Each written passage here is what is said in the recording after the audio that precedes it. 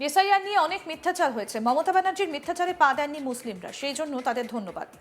সোমবার 22শে ডিসেম্বর বিধানসভার বাইরে সাংবাদিক বৈঠকেই এই মন্তব্য করলেন রাজ্যের বিরোধী দলনেতা শুভেন্দু অধিকারী। তিনি বলেন, এসআইআর নিয়ে মিথ্যে প্রচার করা হয়েছিল। বলা হয়েছিল মুসলিমদের নাম কাটা যাবে। এসআইআর নাকি এনআরসির আরেক রূপ। খসড়া তালিকা প্রকাশের পরে রাজ্যের বিভিন্ন প্রান্তে ঘুরে সংখ্যালঘু, বিশেষত মুসলিম সম্প্রদায়ের মানুষের সঙ্গে তিনি কথা বলেন বলে দাবি করেন শুভেন্দু। বিরোধী দলনেতা জানান, তারা এসআইআর নিয়ে নিশ্চিন্ত। শুভেন্দুর বক্তব্য, এসআইআর এর খসড়া ভোটার তালিকা প্রকাশের পর আমার সঙ্গে বহু মুসলমান ভাইয়ের কথা হয়েছে। সব ভারতীয় মুসলিমের নাম আছে, শুধু মৃতদের নাম বাদ গিয়েছে। যারা সন্দেহজনক বাংলাদেশি মুসলিম, তাদের আনম্যাপ করা হয়েছে। তারা প্রমাণ দেবেন, মুসলিমদের কোনো অসুবিধে হয়নি। এটাই গ্রাউন্ড রিয়ালিটি। কি বললেন বিরোধী দলনেতা শুভেন্দু অধিকারী, শুনবো। মুসলিমদের নাম কাটার জন্যই এসআইআর করা হয়েছে। এটা ওয়ান টাইপ অফ এনআরসি। প্রাথমিক তালিকা যেটা বেরিয়েছে তাতে আমি সম্প্রতি যে কটা জায়গায় গেছি, বহু মানুষের মধ্যে কিছু মুসলিম লোকের সঙ্গেও আমার দেখা হয়েছে। তাদেরকে আমি জিজ্ঞেস করেছি যে আপনাদের এসআইআর শুরুর আগে তৃণমূল কি বলেছিল। কেউ বলল এনআরসি বলেছিল, কেউ বলেছিল মুসলমান নাম দেখে দেখেই ইলেকশন কমিশন বাদ দেবে, ইলেকশন কমিশন বিজেপি পরিচালিত। এখন কি দেখলেন ড্রাফট ভোটার লিস্টে? বললো সব ভারতীয় মুসলিমদের নাম আছে, মৃতদের নাম বাদ গেছে। আর যারা ডাউটফুল বাংলাদেশি মুসলিম তাদেরকে আনম্যাপ করেছে, ডাকবে, তারা ডকুমেন্ট জমা দিয়ে প্রমাণ দেবে। আপনাদের কোনো অসুবিধা হয়েছে? বললো না, আমাদের অসুবিধা হয়নি। এটা গ্রাউন্ড রিয়েলিটি। আমি ধন্যবাদ জানাবো যে মুর্শিদাবাদ, মালদা সহ একটা বড় অংশের মুসলিমদেরকে, যে তারা মমতা ব্যানার্জি মিথ্যাচারের ফাঁদে পা দেয়। এর আগে 19 সালে সিএ কে এনআরসি বলে বহু ক্ষয়ক্ষতি হয়েছে, বহু সাধারণ মানুষের ক্ষতি হয়েছে, ট্রেন বাস পোড়ানো হয়েছে।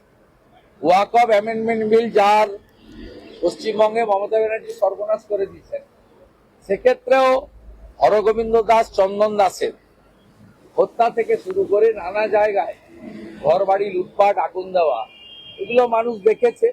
এসআইআর নিয়ে সবাই ক্লিয়ার হয়ে গেছে যে খুব স্বচ্ছতার সঙ্গে ইলেকশন কমিশন এই এসআইআর করছে। এটা নট নিউ। তাই মমতা ব্যানার্জির এই মিথ্যাচার এবারে আর কেউ খাচ্ছে না। শুভেন্দু বলেন, এসআইআর এর ধাক্কায় তৃণমূল সুপ্রিমো মমতা বন্দ্যোপাধ্যায় বেসামাল। সেই কারণেই বিএলএদের বৈঠক করতে হয়েছে। এদিন নেতাজি ইন্ডোর স্টেডিয়ামে মমতা অভিযোগ করেছেন, কেন্দ্রীয় সরকারি কর্মীদের মাইক্রো অবজারভার হিসেবে নিয়োগ করা হচ্ছে। তাদের বাইরের রাজ্য থেকে আনা হতে পারে বলে আশঙ্কা প্রকাশ করেছেন মমতা। এই বিষয়ে শুভেন্দু অধিকারী বলেন, 3000 মাইক্রো অবজারভারের মধ্যে একজনও বাইরের রাজ্যে কর্মরত। এটা মমতা ব্যানার্জিকে কোনো পুলিশ বলেছে। কোন পুলিশ বলেছে তা তার জানা নেই। কি বলেছেন শুভেন্দু অধিকারী, শুনবো এবার। তালিকা আমি জানি না, আমি শুনেছি 24 তারিখে তাদের ট্রেনিং হবে। আমি চ্যালেঞ্জ করলাম মমতা ব্যানার্জিকে যে 3000 মাইক্রো অবজারভারের মধ্যে একজনও যদি পশ্চিমবঙ্গের বাইরের রাজ্যে কর্মরত কোন মাইক্রো অবজারভারের নাম আপনি দেখাতে পারেন, তাহলে আমি ক্ষমা চাইব।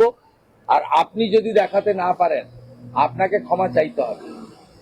পশ্চিমবঙ্গের কেন্দ্রীয় সরকারি সংস্থা বা আধা কেন্দ্রীয় সরকারি সংস্থাতে কর্মরতদের বিষয়ে গাইডলাইন প্রকাশ করেছে ইলেকশন কমিশন। এক্ষেত্রে তারা বাইরের রাজ্যে কর্মরত এইরকম বিষয় মমতা ব্যানার্জিকে কে বলেছে, কোন পুলিশ তাকে বলেছে, আমার জানা নেই। আজকে তিনি বিএলএ 2 যারা তৃণমূলের কলকাতা বা গ্রেটার ক্যালকাটা, তাদেরকে ডেকে যে মিটিং করেছেন, এতেই বোঝা যাচ্ছে মমতা ব্যানার্জি এসআইআর এর ধাক্কায় বেসামাল। যিনি গোটা ভারতকে হেলিয়ে, গুজরাটকে হেলিয়ে দেবেন বলেছিলেন, নিজেই হেলে গেছেন, তার আজকে আর্তনাদে বোঝা যাচ্ছে। এবং আজকে তিনি পুলিশকে, আমরা অনেক পুলিশ দেখেছি এর আগে, আমরা দেখেছি ডগ ক্যাচার পুলিশ, আমরা দেখেছি ফুলকে আটকানোর জন্য পুলিশ, আমরা দেখেছি দড়ি ধরা পুলিশ, আমরা দেখেছি অনেক ধরনের পুলিশ। এই প্রথম দেখলাম মমতা ব্যানার্জি পুলিশকে বলছেন রাজনৈতিক কর্মসূচির মাইকটা কেন পুলিশ দেখে নিল। তাই আজ থেকে পশ্চিমবঙ্গে আরো একটি পুলিশ চালু হলো, mike testing police. Mike testing পুলিশের আজকে উদ্ঘাটন করলেন মাননীয় পুলিশ মন্ত্রী নেতাজি ইন্ডোর স্টেডিয়ামে। আজকে তিনি নিজের রাজনৈতিক দলের লোকেদের বিভ্রান্ত করেছেন। তিনি বলেছেন নাম না থাকলে 6 নম্বর ফর্মে আবেদন করতে ইআরও বা ইআরওর কাছে। আমি তৃণমূলের বিএলও2দের বলবো, আপনাদের নেত্রী, আপনাদের সুপ্রিমো তথ্য জানেন না, পড়াশোনা নেই এবং ভেতরে ঢোকেন না, কান দিয়ে দেখেন। এক্ষেত্রে আপনারা এর বুদ্ধিতে পড়বেন না। বিএলও যারা বুথে বুথে আছেন তাদের কাছেই 6 নম্বর ফর্ম দিতে পারবেন, 7ও দিতে পারবেন, 8ও দিতে পারবেন।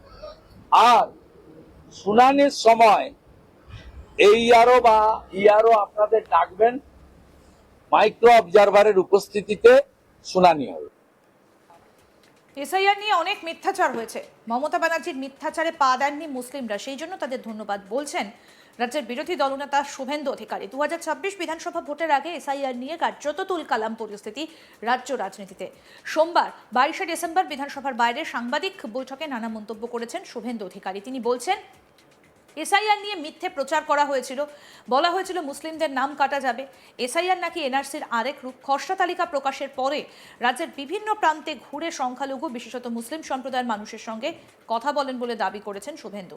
বিরোধী দলনেতা জানান তারা এসআইআর নিয়ে নিশ্চিন্ত। শুভেন্দুর বক্তব্য, এসআইআরের খসড়া ভোটার তালিকা প্রকাশের পর আমার সঙ্গে বহু মুসলমান ভাইয়ের কথা হয়েছে। সব ভারতীয় মুসলিমের নাম আছে, শুধু মৃতদের নাম বাদ গিয়েছে। যারা সন্দেহজনক বাংলাদেশি মুসলিম তাদের আনম্যাপ করা হয়েছে।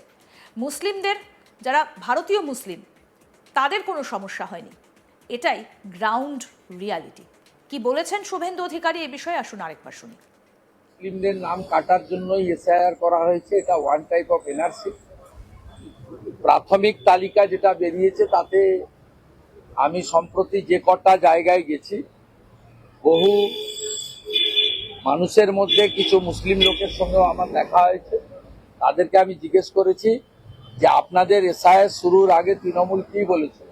কেউ বলল এনআরসি বলেছিল, কেউ বলেছিল মুসলমান নাম দেখে দেখেই ইলেকশন কমিশন বাদ দেবে, ইলেকশন কমিশন বিজেপি পরিচালিত। এখন কি দেখলেন ড্রাফট ভোটার লিস্টে? বললো সব ভারতীয় মুসলিমদের নাম আছে, মৃতদের নাম বাদ গেছে।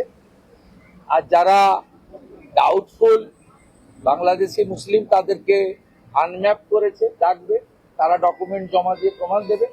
আপনাদের কোনো অসুবিধা হয়েছে? বললো না, আমাদের অসুবিধা হয়নি। আরো আপডেট পেতে দেখতে থাকুন আজ তাক বাংলা। সাবস্ক্রাইব করুন, নোটিফিকেশন পেতে বেল বাটন অপশন প্রেস করুন।